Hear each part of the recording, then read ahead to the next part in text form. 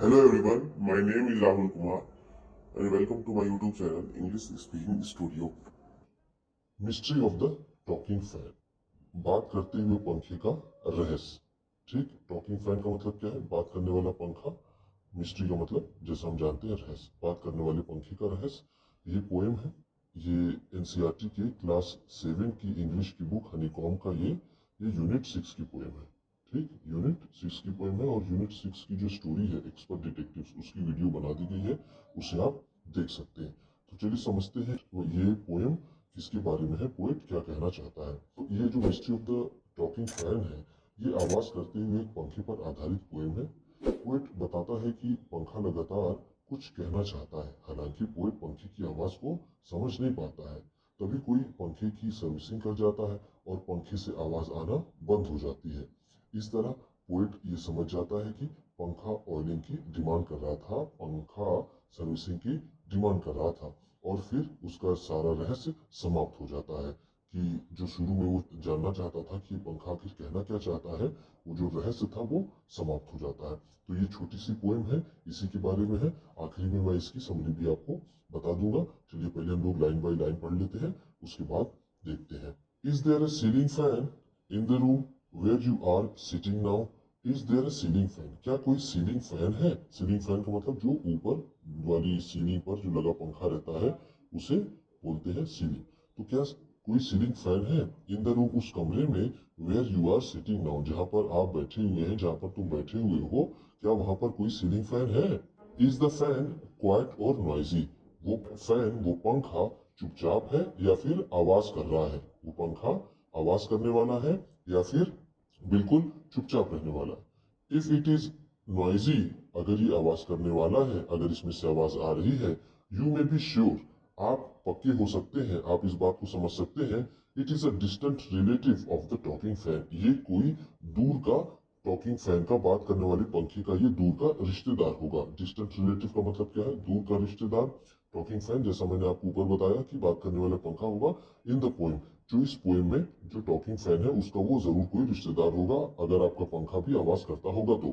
Which you are going to read, जो poem आप पढ़ने जा रहे हैं, जो पोएम आप पढ़ने जा रहे हैं उसमें जिस पंखे की बात हुई है, अगर आपका पंखा जो कमरे में, जिस कमरे में आप बैठे हुए हैं, अगर उसमें भी आवाज वो करता है, तो इसका मतलब साफ है कि वो उसका कुछ डिस्टेंट रिलेटिव वो उसका है। ठीक, चलिए आगे देखते हैं पोएम क्या कहती है।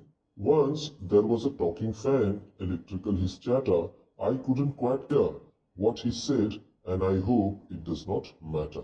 कहता है once, एक बार, there was a talking fan, एक बात करने वाला पंखा था, एक बातूनी पंखा था। इलेक्ट्रिकल हिज चैटर, और उसकी जो बात करने थी और उसकी जो बकबक थी, चैटर का मतलब जो उसकी बात करने का जो तरीका था, वो क्या था?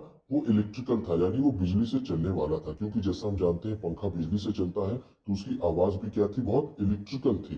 ठीक, वो भी बिजली की भाषा में बकबक करता था। ठीक, आई कुडंट क्वाइट हियर, मैं सही से नहीं सुन पाता था। क्वाइट हियर का मतलब क्या है? यहाँ पर क्वाइट का मतलब क्या है? काफी। हियर का मतलब सुन पाता था या समझ पाता था।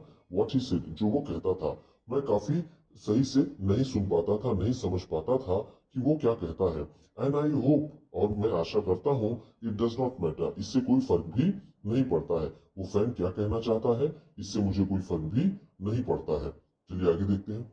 Because one day somebody oiled his little whirling motor and all the mystery was spoiled, he ran as still as water. तो कहता है बिकॉज, क्योंकि, इससे कोई फर्क क्यों नहीं पड़ता है?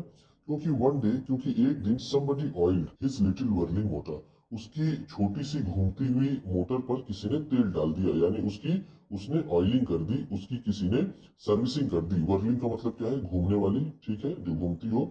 और मोटर का मतलब जैसा हम जानते हैं, जो उसमें मोटर लगी होती है। लिटिल का मतलब छोटा। तो किसी ने उसमें तेल डाल दिया उसकी मोटर में, एंड और all the mystery was spoiled, और सारा रहस्य जो है वो खराब हो गया। स्पॉइल्ड का मतलब क्या है? खराब हो जाना, ठीक, बेकार हो जाना। मिस्ट्री का मतलब रहस्य, जैसे मैंने आपको ऊपर बताया। तो सारा रहस्य जो है वो खराब हो गया।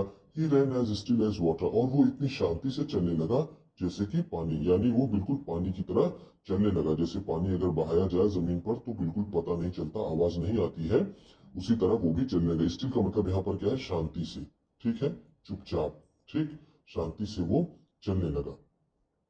ठीक, तो इसमें हम ये कह सकते हैं कि अगर हम इसकी समरी की बात करें या फिर पूरे इसको हम अगर बताएं एक बार, तो आपको कि कह सकते हैं कि एक बार एक बिजली का पंखा था, वह बिजली में ही बकबक किया करता था।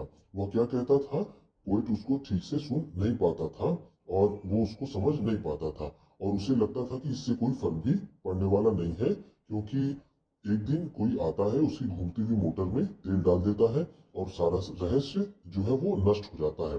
अब वो बिल्कुल चुपचाप पानी की तरह चलने लगता है। ठीक इस तरह से हम इसको समझ सकते हैं। ये आपकी पोएम ये खत्म होती है, mystery of the talking fan. Video अच्छी लगी हो तो लाइक कीजिएगा, आप भी किसी को बताना पढ़ाना चाहते हैं तो शेयर कीजिएगा, चैनल पर नए हैं तो सब्सक्राइब कीजिएगा और बेल आइकन भी जरूर दबाइएगा। आपके सब